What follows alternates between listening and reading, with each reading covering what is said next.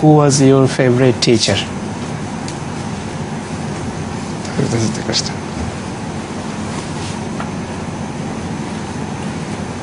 I think it was Master Muhammad Ali Sabazar. His son is a Murabbi and is still alive with the grace of Allah. I don't know why he always took pity on me.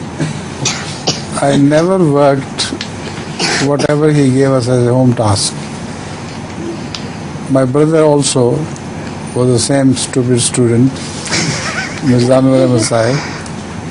and whenever he came to him and asked, show me the home task, he said, no, Master, I have not done it. We just stand up and beat him 2 canes on both hands, one on this and one in this. And when I stood up, he said, you have a task? I said, no, sorry. I sit down. So in this regard, if there was any special teacher of mine whom I liked so much, it was Master Muhammad Ali Sabazar. Naturally so.